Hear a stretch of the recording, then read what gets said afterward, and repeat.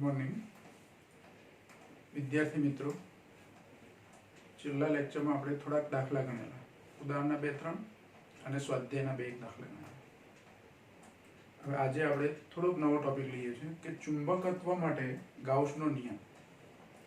ચુંબકત્વ અને ગાઉસનો નિયમ એટલે કે ચુંબકત્વ માટે આપણે ગાઉસનો નિયમ શીખવો છે. પહેલા ચેપ્ટરમાં આપણે વિદ્યુત માટે ગાઉસનો નિયમ લખેલો છે, એ સાબિત પણ કર્યો છે, એના ઉપયોગો પણ શીખ્યા છે. વિદ્યુત માટે ગાઉસનો નિયમ શું હતો? તો શબ્દોમાં નિયમ આવો હતો કે કોઈ બંધ પૃષ્ઠ સાથે સંકળાયેલું ચોખ્ખું વિદ્યુત ફ્લક્સ, કોઈ બંધ પૃષ્ઠ સાથે સંકળાયેલું ચોખ્ખું અથવા કુલ વિદ્યુત ફ્લક્સ તે પૃષ્ઠ વડે ઘેરાયેલા કુલ વિદ્યુત ભાર અને એપ્સાઇલોન 0 ના ગુણોત્તર જેટલું હોય છે. એને આપણે ગાઉસનો નિયમ કહેતા હતા. અને એ ફ્લક્સ phi બરાબર Q/ε0 એવું સૂત્ર લખેલું. પછી ફ્લક્સ માટે બીજું એક સૂત્ર પણ આપણે લખેલું કે phi બરાબર સંકલન E.ds.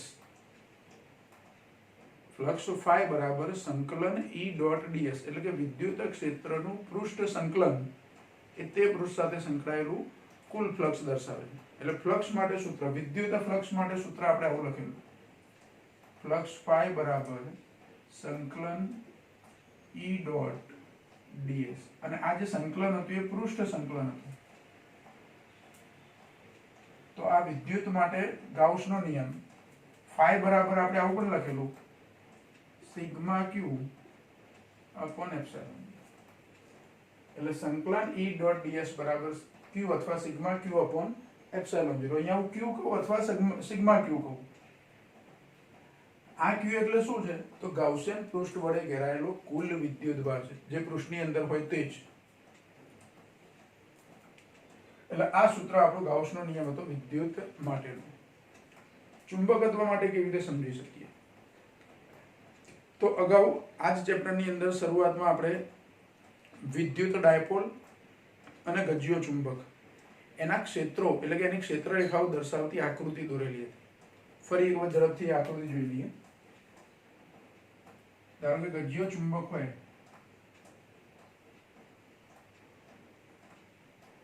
આ એક ગજ્યો ચુંબક છે, એનો અહીંયા ઉત્તર ધ્રુવ છે અને આ બાજુ દક્ષિણ ધ્રુવ છે. તો ગજિયા ચુંબકની ક્ષેત્રરેખાઓમાં આપણે શું દોરેલું? તો ઉત્તર ધ્રુવથી ક્ષેત્રરેખાઓ બહાર નીકળે. એક ક્ષેત્રરેખા, અક્ષ પરની ક્ષેત્રરેખા આપણે આવી સ્થિતિ બતાવતા હતા.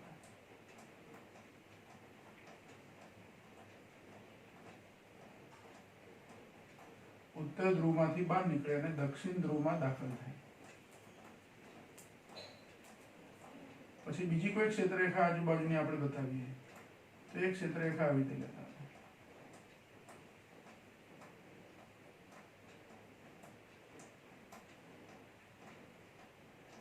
અહીંથી શરૂ થઈ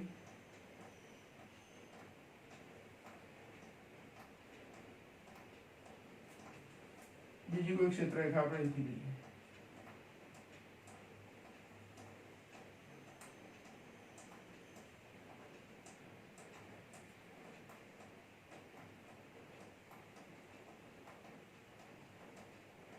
આવી ક્ષેત્રરેખાઓ લેતા. આ કોનું ચુંબકીય ક્ષેત્ર છે? ગજિયા ચુંબકનું. હજુ અંદર અહીંયા એક ક્ષેત્રરેખા લઈ શકું, અહીંયા 12 ક્ષેત્રરેખા લઈ શકું, પણ આપણે આટલું જ લઈએ છીએ હમણાં આકૃતિ. એવું જ વિદ્યુત ડાયપોલ હોય તો ઉત્તર ધ્રુવ સાથે વિદ્યુત ડાયપોલનો ધન ધ્રુવ આપણે લઈ શકીએ, એની સરખામણી કરી શકીએ. એટલે અહીંયા ધન વીજભાર અને અમુક અંતર અહીંયા ધારો કે ઋણ વીજભાર છે. આ વિદ્યુત ડાયપોલ છે. ડાયપોલની વિદ્યુત ક્ષેત્રરેખાઓ કેવી હોય? તો ધન ધ્રુવ જે છે, ધન વીજભાર જે છે, એમાંથી બહાર નીકળતી દિશામાં.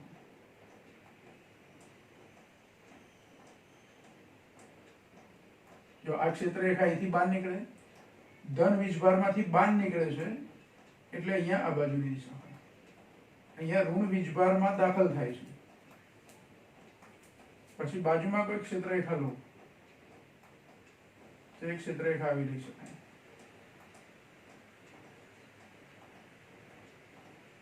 આ બાજુ કોઈ ક્ષેત્રરેખા લઈએ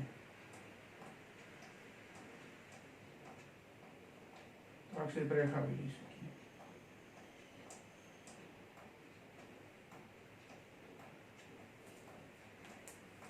આ વિદ્યુત ડાયપોલનું વિદ્યુત ક્ષેત્ર. હજુ બીજી ક્ષેત્રરેખાઓ આપણે લઈ શકીએ પણ હમણાં આટલી જ લઈએ છીએ. આ ગજિયો ચુંબક છે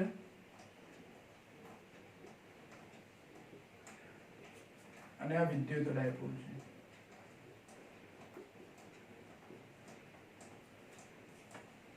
જો ગજિયા ચુંબકની અંદર અહીંયા ધારો કે એક બંધ પૃષ્ઠ લઉં છું અને એક બંધ પૃષ્ઠ અહીંયા લઉં છું. એ રીતે અહીંયા એક બંધ પૃષ્ઠ અહીંયા લઉં છું, એક બંધ પૃષ્ઠ અહીંયા લઈએ છીએ. અને આ જે બંધ પૃષ્ઠ છે એને 1 નંબર આપું, આ બંધ પૃષ્ઠ છે એને 2 નંબર આપું, અહીંયા આ બંધ પૃષ્ઠને 1 નંબર આપું અને આને 2 નંબર આપું.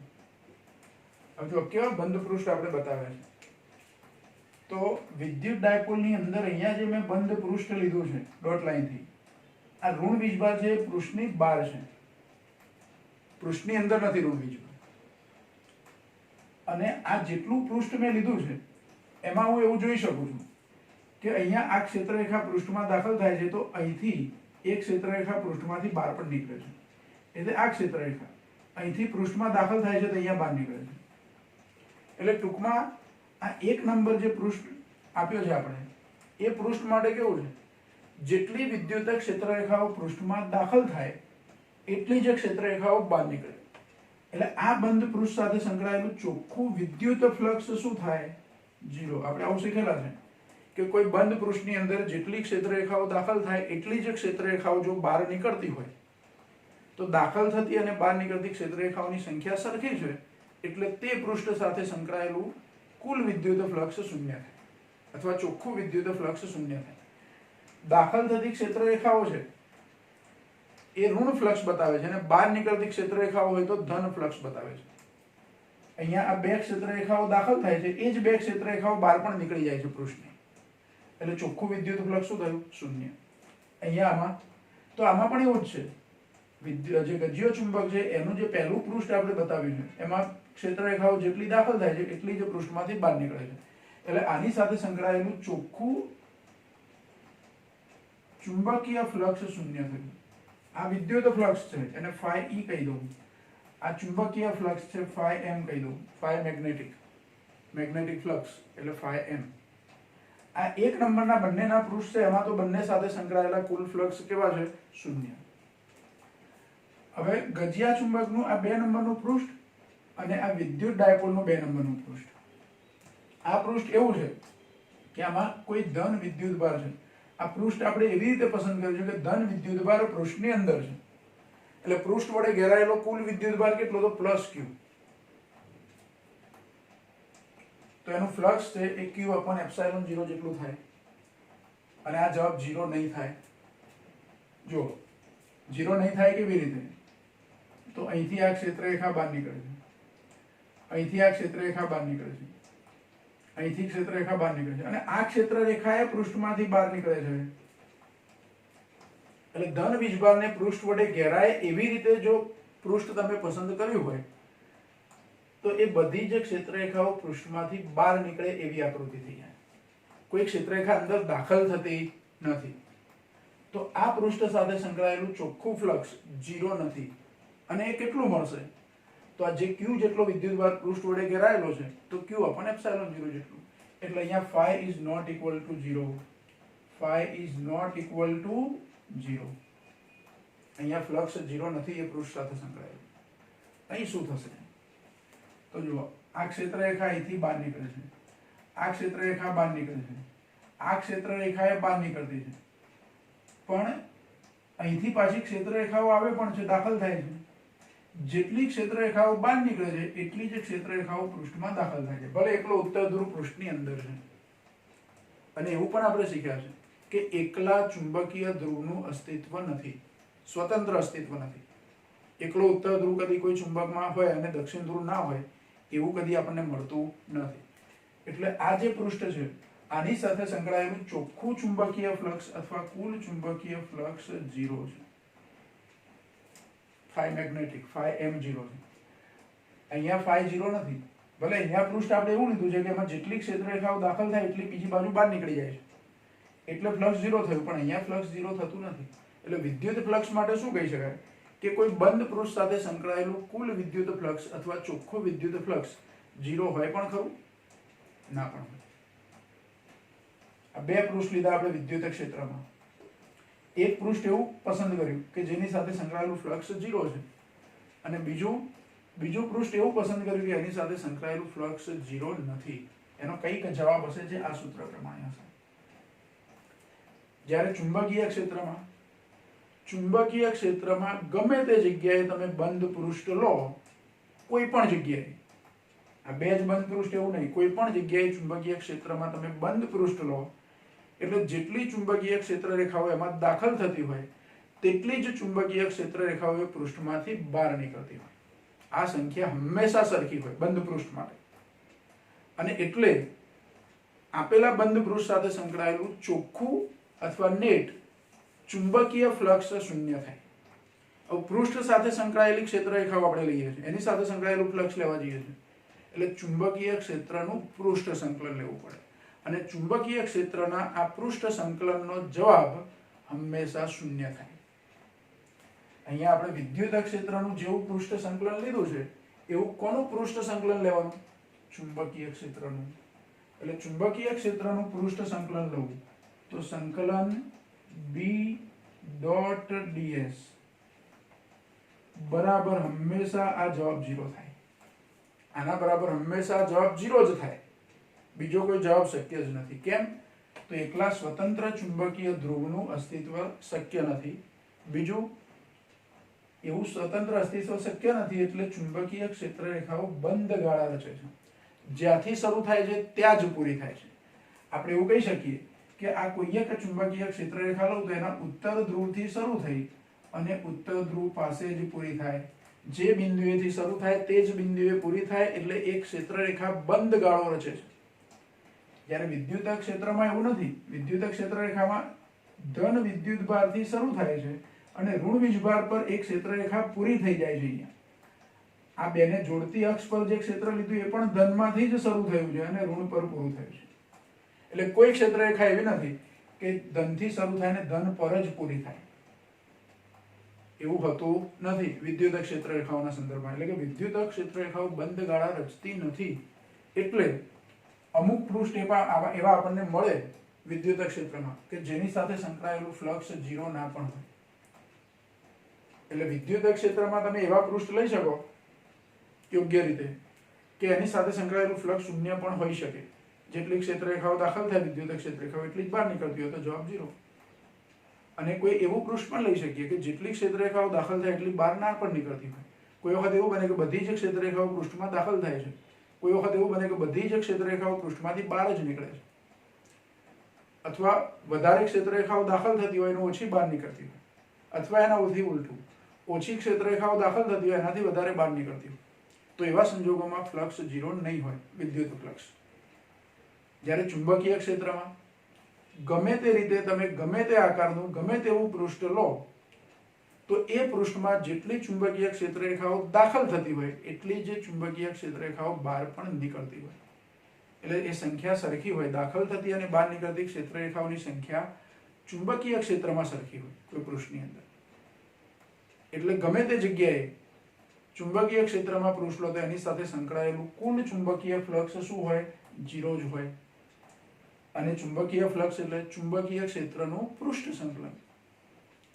જે કંઈ તમે બંધ પૃષ્ઠ લીધું હોય એ પૃષ્ઠ પરનું ચુંબકીય ક્ષેત્રનું પૃષ્ઠ સંકલન એટલે તે પૃષ્ઠ સાથે સંકળાયેલું ચોખ્ખું ચુંબકીય ફ્લક્સ.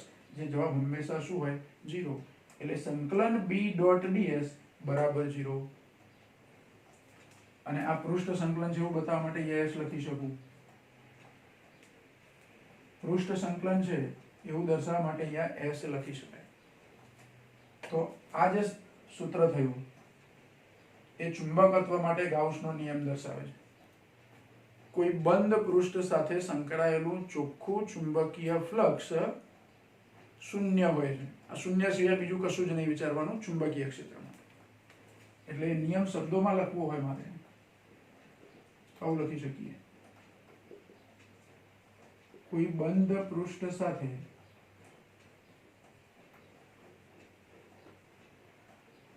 સંકળાયેલું ચોખ્ખું ચુંબકીય ફ્લક્સ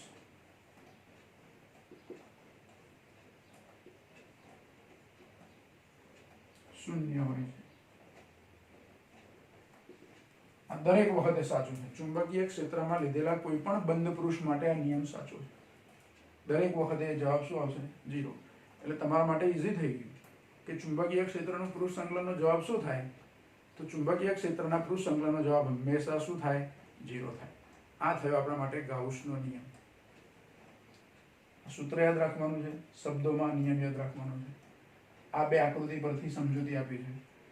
અહીંયા આપણને જે સમજૂતી આપી છે ગાઉસના નિયમમાં ચુંબકત્વ માટે, એ આકૃતિ આગળની ઉપયોગ કરે છે. આગળની એટલે ચેપ્ટરની શરૂઆતમાં જે ગજ્યો ચુંબક, સોલેનોઇડ અને વિદ્યુત ડાયપોલ, એની 3 આકૃતિઓ છે. આકૃતિ 5.3માં A, B અને C. તો એમાંથી 2 આકૃતિઓ ઉદાહરણ તરીકે લીધી છે. એક ગજિયા ચુંબકની આકૃતિ, એમાં 2 પૃષ્ઠ 1 અને 2 લીધા છે. વિદ્યુત ડાયપોલની આકૃતિ આપી છે, એમાં 2 પૃષ્ઠ લીધા છે.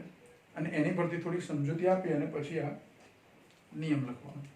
કોઈ વખત 2 માર્કમાં પ્રશ્ન આપણને પૂછી શકાય કે ચુંબકત્વ માટે ગાઉસનો નિયમ, ચુંબકત્વ અને ગાઉસનો નિયમ લઈએ. ગાઉસનો નિયમ એ ચુંબકત્વ માટેનો છે, વિદ્યુત માટે ગાઉસનો નિયમ એ અલગ આપણે પહેલા ચેપ્ટરમાં છે, અહીં ચુંબકત્વ માટે છે. તો પ્રશ્ન આપણને એ રીતે પૂછાય કે ચુંબકત્વ માટે ગાઉસનો નિયમ લખો અને સમજાવો. તો આ 2 આકૃતિ પરથી થોડુંક વર્ણનાત્મક આપણા શબ્દોમાં લખી વર્ણન એનું અને સમજૂતી આપવાની છે, અને આ સૂત્ર લખી અને આ નિયમ લખવાનો છે. બરાબર? તો 2 માર્કમાં પૂછી શકાય એવો એક પ્રશ્ન છે. બરાબર? ધ્યાનથી એ પ્રશ્ન બરાબર તમારે એ બુકમાં વાંચી લેવાનો.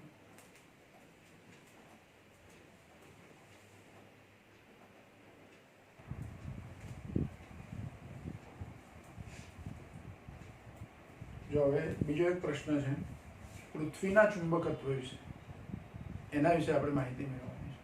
આપણને ખબર છે કે પૃથ્વી એક ચુંબક તરીકે વર્તે છે. પૃથ્વી એક ચુંબક તરીકે વર્તે છે.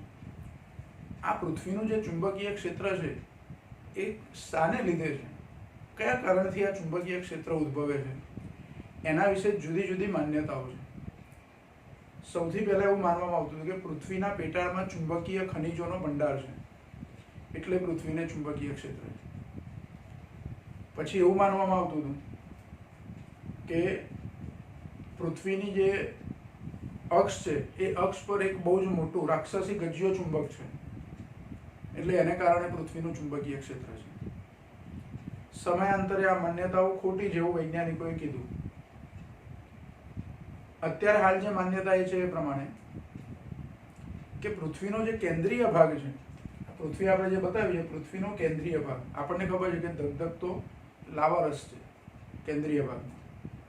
તો એ કેન્દ્રીય ભાગની આજુબાજુ જે લાવારસ છે એની અંદર લોખંડ અને નિકલ જેવી ધાતુઓ પીગળેલી અવસ્થામાં છે, અને પૃથ્વી પોતાની ધરી પર શું કરે છે? ભ્રમણ કરે છે. આપણે એક ગોળો હોય એની અંદર સમજો કે થોડુંક પાણી અંદર ભરી દીધું છે, અને એ ગોળાને ધરી પર ફરી શકે એવો ગોઠવેલો છે આપણે, અને પછી એ ગોળાને સ્પીડમાં તમે કોઈ ધરી પર ફેરવો, એકના એક જગ્યાએ ધરી પર એ ફર્યા કરશે. તો એ ધરી પર ભ્રમણ દરમિયાન અંદર રહેલા પાણીનું શું? તો પાણી પણ એની સાથે શું થશે? ફરશે. જે રીતે ગોળાનું ભ્રમણ થશે એની અક્ષની આજુબાજુ, એ પ્રમાણે પેલું પાણી છે એ પણ ફર્યા કરશે અંદર, એ સ્થિર નહીં રહે. તો કેન્દ્રીય ભાગની અંદર કેન્દ્રીય ભાગની આજુબાજુ જે લાવારસ છે એની અંદર પીગળેલા લોખંડ અને નિકલ જેવા દ્રવ્યો એ પણ એની સાથે ભ્રમણ કરે છે, પૃથ્વીના ભ્રમણની સાથે, પૃથ્વીની અક્ષની આજુબાજુ. એટલે એને કારણે પ્રવાહગાળાઓ રચાય છે. શું રચાય છે? પ્રવાહગાળા. અને કોઈ એક પ્રવાહગાળો આપણે લઈએ, વર્તુળાકાર માર્ગે પ્રવાહ લઈએ, તો એને કારણે ચુંબકીય ક્ષેત્ર ઉત્પન્ન થાય. અને એવા તો અસંખ્ય પ્રવાહગાળા હોય, અસંખ્ય પુષ્કળ પ્રમાણમાં એ દ્રવ્ય પીગળેલું હોય, અને દરેક પરમાણુ, લોખંડ કે નિકલનો દરેક પરમાણુ એ પ્રવાહગાળો રચે, કારણ કે આયન સ્વરૂપમાં આવી ગયું પીગળેલું હોય એટલે એના આયનો થયા. પણ એના જે પ્રવાહગાળા મળે છે એને કારણે એમ કે પૃથ્વીને ચુંબકીય ક્ષેત્ર છે. અત્યારે હાલ આ માન્યતા સાચી છે એવું માની લેવામાં આવે છે. આપણે પેટાળમાં જઈને તો એવું જોઈ શકતા નથી કે ખરેખર એવું ભ્રમણ થતું હશે કે નહીં. એવું માની લીધું છે કે પૃથ્વીના ધરીભ્રમણની સાથે આ લાવારસ છે એની અંદર પીગળેલા જે લોખંડ અને નિકલ જેવા દ્રવ્યો છે એના આયનો એ પ્રવાહગાળા રચે છે, અને એ પ્રવાહગાળા રચાય છે એને કારણે ચુંબકીય ક્ષેત્ર છે. જુદી જુદી માન્યતાઓમાંથી અત્યારે હાલ આ એક માન્યતા આપણે સ્વીકારીએ છીએ. 100% શું હકીકત છે અંદર પેટાળમાં એ આપણે જોવા જઈ શકતા નથી. ભવિષ્યમાં પણ એટલે ઊંડે આપણે જઈ શકવાના નથી. અવકાશમાં ગમે એટલે દૂર ગયા આપણે, સૂર્યમંડળના છેલ્લા ગ્રહ સુધી ભલે આપણે પહોંચી જઈએ, પણ પૃથ્વીના પેટાળની અંદર છેક ઊંડે સુધી જઈ શકતા નથી. વૈજ્ઞાનિકો એવા પ્રયત્નો કર્યા કે પૃથ્વીના સપાટી પર કેટલે ઊંડે ઉતરી શકાય, કેટલે ઊંડે સુધી જઈ શકાય. તો રશિયાના વૈજ્ઞાનિકોએ લગભગ થોડાક વર્ષો પહેલા, 15-20 વર્ષ પહેલાની વાત છે, એ વખતે એવા પ્રયોગો કરેલા. 20-25 વર્ષ કરતાં પણ વધારે સમય થયો હશે. તો એ વખતે એમને ડ્રીલ કર્યું, જમીનની અંદર ડ્રીલ કર્યું. ડ્રિલિંગ કરીને એમ કે કેટલે ઊંડે સુધી જઈ શકાય છે, તો લગભગ 8.5 કિલોમીટર જેટલું ઊંડાઈ સુધી એ ખોદી શક્યા. 8.5 કિલોમીટર એટલે કશું જ ના કહેવાય. પૃથ્વીની ત્રિજ્યા, પૃથ્વીની સપાટીથી કેન્દ્ર સુધીનું અંતર, પૃથ્વીની ત્રિજ્યા આપણને ખબર છે લગભગ 6370 કિલોમીટર અથવા 6400, આપણે રાઉન્ડ ઓફ લઈએ છીએ, રાઉન્ડ ફિગર. તો 6400 કિલોમીટર ઊંડે સુધી જવાની તો શક્યતા જ નથી. કેમ 8.6 કે 8.5 કિલોમીટર સુધી અંદર ગયા પછી એનાથી ઊંડે કેમ ના જઈ શક્યા? તો ડ્રિલિંગ કરવાના આપણા જે સાધનો છે એ સાધનો એટલા ઊંડે જઈને પછી કામ કરતા નથી, તૂટી જાય છે. કારણ કે એનો પોતાનો જ લોડ એટલો થઈ જાય.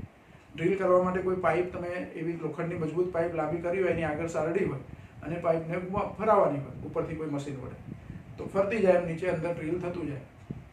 પણ 8 કિલોમીટર લાંબા એટલા પાઇપો જોઈન્ટ કરવા પડે, અને પાઇપો જોઈન્ટ થાય એનો લોડ જ એટલો બધો છે કે લોડને કારણે જ એ ડ્રિલ મશીન કામ કરતું નથી, તૂટી જાય. એટલેથી ઊંડે જઈ શકાય નહીં એવું માની અને એ પ્રોજેક્ટ પડતો મૂક્યો. એ વખતે રશિયન વૈજ્ઞાનિકોએ આ પ્રોજેક્ટને શું કર્યો? પડતો મૂક્યો. બહુ પ્રયત્નો કર્યા કે આનાથી હવે ઊંડે જઈ શકાય, પણ ના. એમણે એવું નક્કી કરી લીધું કે પૃથ્વીના પેટાળમાં આટલેથી ઊંડે જઈ શકાય નહીં. તો 6400 કિલોમીટર જવાની વાત તો બહુ દૂરની વાત છે. એટલા દૂર ઊંડે સુધી કોઈ ટેકનોલોજી એવી આપણી જોડે હમણાં નથી કે જેની મદદથી ડ્રિલ કરીને એટલે ઊંડે આપણે જઈ શકીએ. અવકાશમાં તમે ગમે એટલે જઈ શકો છો. એવા સાધનો આપણે વિકસાવ્યા કે ચંદ્ર પર પણ પહોંચી ગયા અને મંગળ પર પણ પહોંચી ગયા. પણ પૃથ્વીના પોપડાની અંદર 8 કે 9 કિલોમીટરથી વધારે ઊંડા હજુ સુધી જઈ શકાયું નથી. એટલે આપણને એવી કોઈ ખબર નથી કે કેન્દ્રીય ભાગને, જે એનો કેન્દ્રીય ભાગ છે, એની આજુબાજુ જે ભાગ છે પીગળેલી અવસ્થામાં જે દ્રવ્ય છે, એ દ્રવ્યમાં એવું માની લીધું આપણે કે લોખંડ જેવા દ્રવ્યના આયનો એ વર્તુળાકાર માર્ગે ધરીભ્રમણ સાથે ભ્રમણ કરે છે, એટલે પ્રવાહગાળા રચાય છે ને એનું ચુંબકીય ક્ષેત્ર છે. આટલું માની લીધું. બીજું એવું પણ સંશોધન થયું છે કે પૃથ્વીના ચુંબકીય ધ્રુવો છે એ દર 10 લાખ વર્ષે ઉલટાઈ જાય છે. અત્યારે હાલ જે બાજુ ચુંબકીય ઉત્તર ધ્રુવ છે, આશરે 10 લાખ વર્ષ પછી ત્યાં ચુંબકીય દક્ષિણ આવી ગયો હશે, અને ચુંબકીય દક્ષિણ જે ત્યાં ચુંબકીય ઉત્તર આવી ગયો હશે. આવું પણ એક જે ખનિજોના નમૂના છે એની પરથી આવું તારણ કાઢી જોઈને કે આશરે દર 10 લાખ વર્ષે પૃથ્વીના ચુંબકીય ધ્રુવો પલટી મારે છે, ઉલટાઈ જાય છે.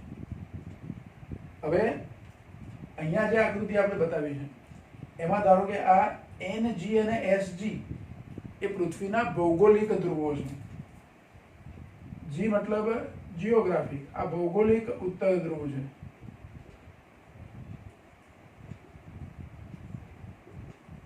અને આ ભૌગોલિક દક્ષિણ ધ્રુવ છે.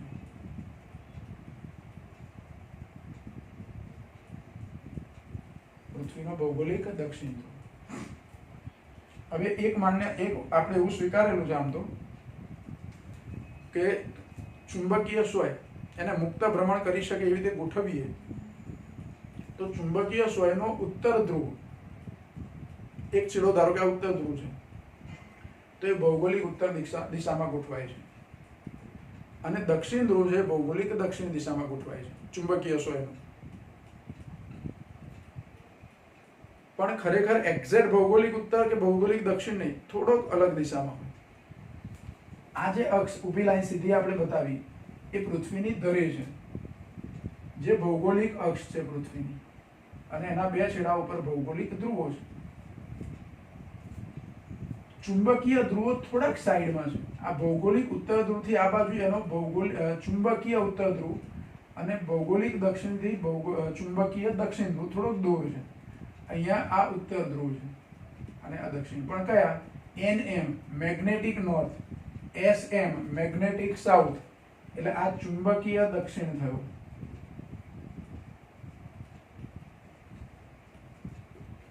અને આ ચુંબકીય ઉત્તર ધ્રુવ થયો.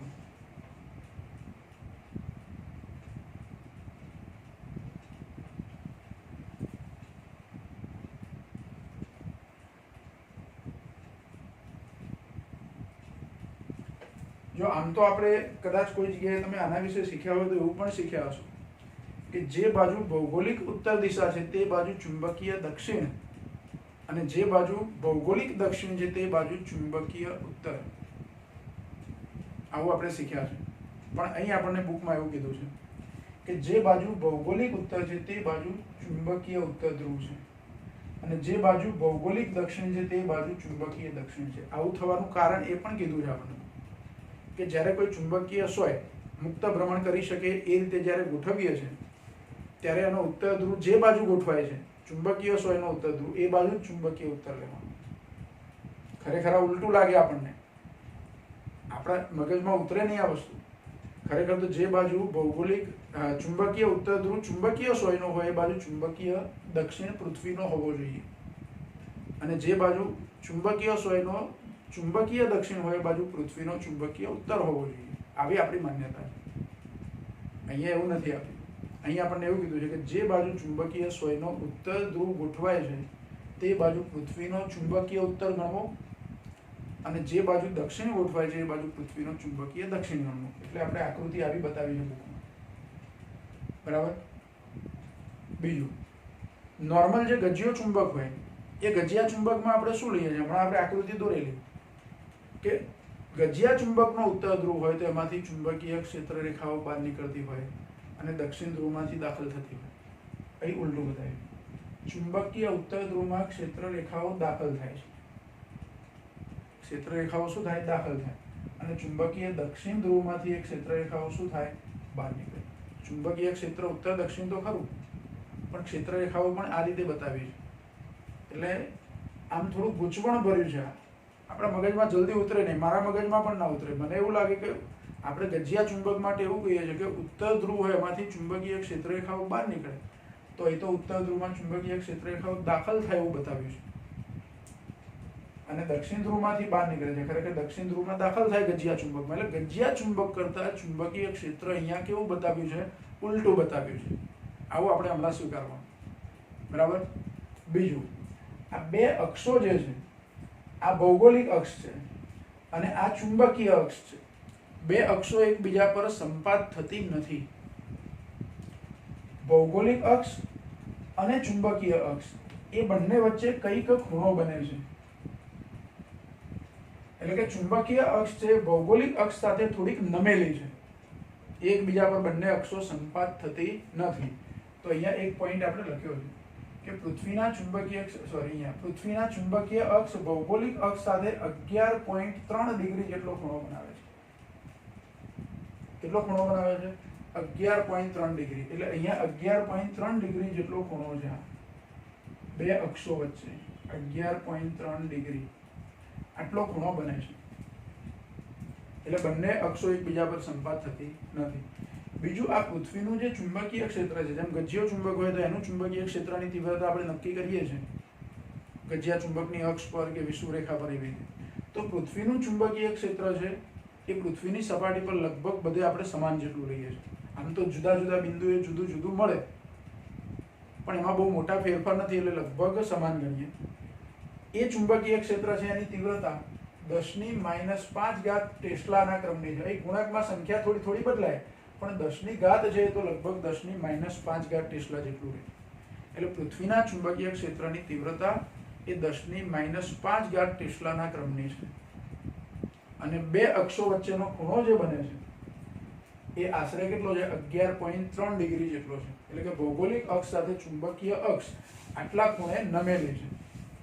બીજું, પૃથ્વીના ચુંબકીય ઉત્તર ધ્રુવનું સ્થાન, આને આપણે ચુંબકીય ઉત્તર ધ્રુવ કીધો છે. તો આ ચુંબકીય ઉત્તર ધ્રુવનું સ્થાન ક્યાં? આપણો ભૌગોલિક ઉત્તર ધ્રુવ અહીંયા છે, ચુંબકીય ઉત્તર ધ્રુવ એટલે છે. આ બે ધ્રુવો વચ્ચેનું અંતર આશરે 2000 કિલોમીટર જેટલું છે આજની તારીખે. અને દર વર્ષે થોડુંક બદલાય છે. આમ તો આજની તારીખે એટલે આપણા જૂના કોર્સની જે બુક હતી એ બુકની અંદર એવું લખેલું કે આશરે 2000 કિલોમીટર જેટલું અંતર છે. કદાચ આજે જોઈએ તો થોડાક સેન્ટીમીટર એમાં ફેરફાર પણ હોય. તો આશરે આ અંતર 2000 કિલોમીટર જેટલું છે. અને આ ચુંબકીય ધ્રુવ છે કયા અક્ષાંશ અને રેખાંશ પર આવેલું છે એ પણ આપ્યું છે બુકમાં. આ આંકડા યાદ રાખજો, MCQ માં આપણને પૂછી શકાય એવો પ્રશ્ન કે પૃથ્વીના ચુંબકીય ઉત્તર ધ્રુવનું સ્થાન 79.74 ડિગ્રી ઉત્તર અક્ષાંશ અને 71.8 ડિગ્રી પશ્ચિમ રેખાંશ પર ઉત્તર કેનેડામાં છે. એ ઉત્તર કેનેડાની અંદર, એટલે કે ઉત્તર કેનેડાના કોઈ એક સ્થળે આટલા ડિગ્રી ઉત્તર અક્ષાંશ 79.74 ડિગ્રી ઉત્તર અક્ષાંશ અને 71.8 ડિગ્રી પશ્ચિમ રેખાંશ પર એ ઉત્તર ધ્રુવ છે. એ સ્થાન એનું ભૌગોલિક સ્થાન આપી દીધું અક્ષાંશ અને રેખાંશના સ્વરૂપમાં. એ રીતે દક્ષિણ ધ્રુવ છે એ ક્યાં છે? તો ચુંબકીય દક્ષિણ ધ્રુવનું સ્થાન એન્ટાર્કટિકા ખંડ આપણે લઈએ છીએ. એ ખંડમાં 79.74 ડિગ્રી દક્ષિણ અક્ષાંશ, જો અહીંયા ઉત્તર અક્ષાંશ અને દક્ષિણ અક્ષાંશ આ મૂલ્યો સરખા છે, પણ રેખાંશ સરખા નથી. રેખાંશ થોડા જુદા છે.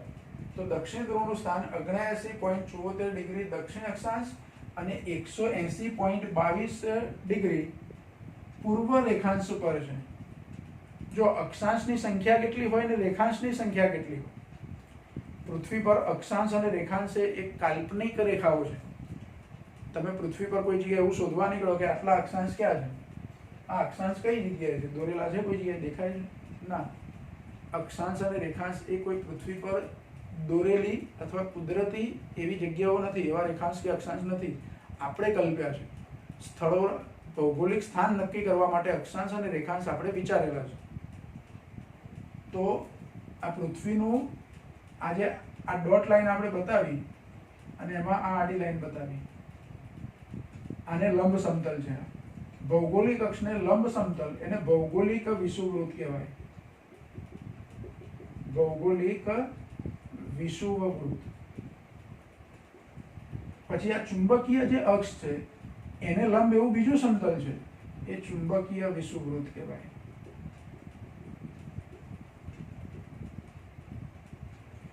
આપણે જે વિષુવવૃત્ત વિચારીએ છીએ અત્યારે હાલ, એ ભૌગોલિક વિષુવવૃત્તની આપણે ગમે ત્યારે તમે ચર્ચા કરતા હોય કે વિષુવવૃત્ત પર આમ છે, વિષુવવૃત્ત પર આવું છે, વિષુવવૃત્ત આ જગ્યાએથી પસાર થાય છે. આ બધી વિષુવવૃત્ત વિશેની આપણે જે ચર્ચાઓ કરતા હોય છે ભૂગોળની અંદર, એ ચર્ચા મોટે ભાગે કયા વિષુવવૃત્તની છે? ભૌગોલિક. આ ભૌગોલિક વિષુવવૃત્ત એ આપણું 0 અક્ષાંશ કહેવાય.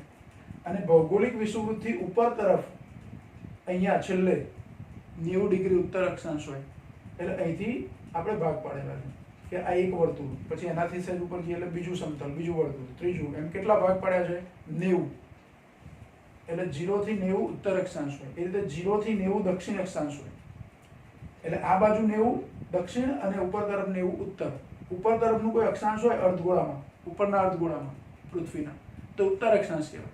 અને નીચેના અર્ધગોળામાં કોઈ અક્ષાંશ હોય તો દક્ષિણ અક્ષાંશ કહેવાય. એટલે અહીંયા જુઓ 79.74 ડિગ્રી ઉત્તર અક્ષાંશ એવું લખ્યું, નહીં 79.74 ડિગ્રી દક્ષિણ અક્ષાંશ એવું લખ્યું. એટલે એક્ઝેક્ટ 0 પર નહીં, આનું જે આ જે ચુંબકીય ધ્રુવ છે એ આવા કોઈ સમતલ પર આવેલું હશે, આ કોઈ ચુંબકીય ધ્રુવ આવા સમતલ પર આવેલું હશે. એટલે 90 ડિગ્રી ઉત્તર અક્ષાંશ પર નહીં હોય, 90 થી થોડોક નીચે. દક્ષિણ ધ્રુવ જે ભૌગોલિક ઉત્તર ધ્રુવ છે એક્ઝેક્ટ 90 પર હોય, પણ ચુંબકીય ઉત્તર ધ્રુવ એક્ઝેક્ટ 90 અક્ષાંશ પર નથી. 90 કરતા થોડા કેવા છે? ઓછા, લગભગ 10 ઉપર અક્ષાંશનો ફરક છે, 10 થી થોડા વધારે.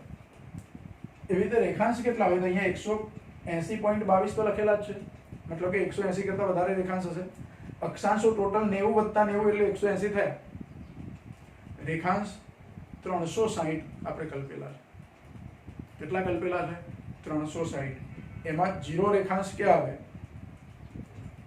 તો 0 રેખાંશ એ જે આપણી ઇન્ટરનેશનલ સમયરેખા છે, જેને ગ્રીનિચ સમયરેખા કહેવાય છે, ગ્રીનિચ ટાઈમલાઈન. તો એ ગ્રીનિચ સમયરેખા છે જે બ્રિટનના ગ્રીનિચ નામના કોઈ ટાઉન છે, એ ગ્રીનિચ નામના ટાઉન પરથી એ પસાર થાય છે, એટલે એને ગ્રીનિચ રેખા એવું નામ આપ્યું છે. અને એને આધારે દુનિયાના બીજા દેશોના સમયો પણ નક્કી થાય. તો આ રેખાંશ પરથી સમય નક્કી કરાય છે. આપણા ભારતની અંદર પણ સમયરેખા છે 82.5 પૂર્વ રેખાંશ. 82.5 પૂર્વ રેખાંશ એ આપણી ભારતની સમયરેખા છે. એમ દરેક દેશની પોતાની શું હોય?